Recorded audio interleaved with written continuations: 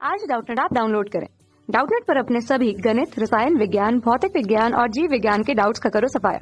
बस प्रश्न की फोटो खींचो, एक ही प्रश्न को क्रॉप करो और तुरंत वीडियो सोल्यूशन पाओ। अभी डाउनलोड करें। प्रश्न दिया है, परावैद्युत से क्या तात्पर्य है? सिलिकॉन, माइका तथा कार्बन में कौन सा परावैद्युत है? तो आइए हम लोग यहाँ पे इस प्रश्न का उत्तर देते हैं और इसको समझते हैं। तो सबसे पहले हम लोग यहाँ पे बात करते हैं कि परावैद्युत पदार्थ जो होते हैं, ठीक है, ये क्या होते हैं। तो हम लोग यहाँ पे बात कर रहे हैं परावैद्युत की, ठीक है। तो परावैद्युत को हम लोग इस तरह से समझते हैं कि परावैद्युत जो होता है वह विद्युत रोधी पदार्थ होता है। कैसा होता है? विद्युत रोधी पदार्थ होता है, अर्थात यह विद्युत क्षेत्र को कम कर देता है। चालकों की तुलना में अगर हम लोग देखें तो जो परावैद्युत होते हैं इनमें जो आवेश वाहक होते हैं, ठीक है, वह नगण्य होते हैं। आवेश वाहक के रूप में हम लोग इलेक्ट्रॉन को लेते हैं, तो ये जो रहते हैं या नगण्य या फिर बहुत ही कम हमको यहाँ पे प्राप्त होते हैं। जब परावैद्युत को किसी हम लोग विद्युत क्षेत्र में रख दे, ठीक है, इस तरह से अगर हम लोग ई विद्युत क्षेत्र में रख दें तो यह विद्युत क्षेत्र के प्रभाव को कम कर देते हैं। इसके प्रभाव को ये लोग क्या करेंगे? कम कर देते हैं, ठीक है। इस प्रभाव की जो सीमा होती है परावैद्युत की प्रकृति पर निर्भर करती है कि परावैद्युत जो है वो कैसा है। और किसी भी बाह्य विद्युत क्षेत्र में चालक और परावैद्युत के व्यवहार में अंतर यह होता है कि चालक के अंदर जो होता है, ठीक है, हम लोग किसकी बात कर रहे हैं यहाँ पे?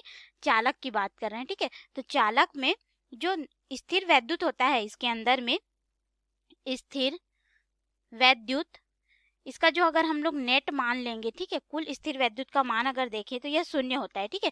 स्थिर वैद्युत क्षेत्र का कुल विद्युत यानी कि कुल स्थिर विद्युत क्षेत्र की बात कर रहे हैं यहाँ पे। किंतु अगर हम लोग परावैद्युत में देखेंगे कि कुल स्थिर विद्युत क्षेत्र जो होगा किस तरह से होगा, तो यह कभी भी शून्य नहीं होता है, कभी भी शून्य नहीं होता है। इसमें कुछ न कुछ जो है स्थिर वैद्युत क्षेत्र जो रहता है इसके अंदर में उपस्थित होता है, ठीक है। तो किसी परावैद्युत के अंदर में विद्युत क्षेत्र जो रहता है वो बाह्य विद्युत क्षेत्र से सदैव कम होता है, ठीक है। इसके अंदर में जो विद्युत क्षेत्र होगा वो हमने बाह्य में जो विद्युत क्षेत्र ई लगाया है उससे सदैव कम रहता है।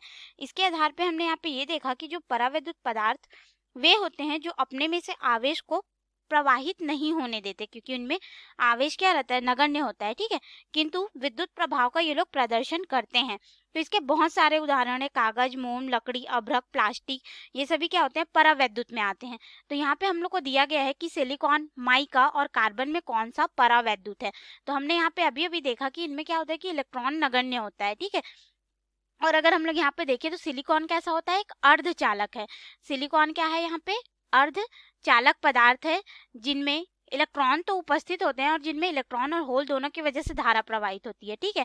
तो थोड़ा सा भी अगर हम लोग इसको विभवांतर या विद्युत क्षेत्र में रखेंगे तो क्या होगा इसमें कि इलेक्ट्रॉन और होल का प्रवाह होना शुरू हो जाएगा। सिलिकॉन एक अर्धचालक है, ठीक है, तो इसलिए तो ये हमारा क्या हो जाएगा? परावैद्युत नहीं होगा।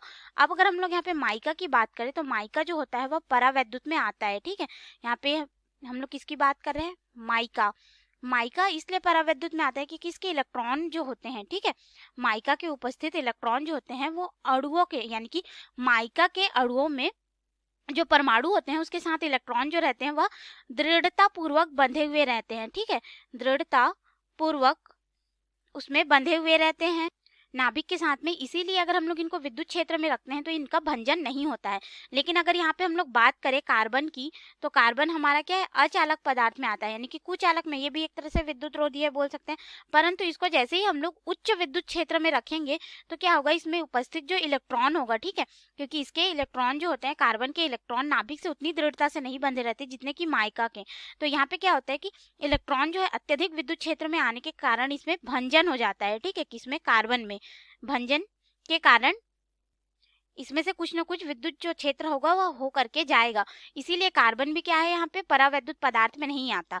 तो हमसे पूछा गया था कि इसमें कौन सा पदार्थ जो है वह परावैद्युत है, तो हमने यहाँ पे देखा कि माइका जो है वह परावैद्युत है और सिलिकॉन अर्धचालक है। कार्बन जो है हमारा अचालक कुचालक पदार्थ है, परंतु इसमें हम लोग अत्यधिक विद्युत क्षेत्र में रखेंगे तो उसका भंजन हो जाता है। और हमने देखा कि परावैद्युत क्या होता है। तो ये रहे प्रश्न के उत्तर। धन्यवाद। कक्षा 6 से 12वीं से लेकर नीट, IIT, JEE वो एडवांस के लेवल तक 1 करोड़ से ज्यादा छात्रों का भरोसा।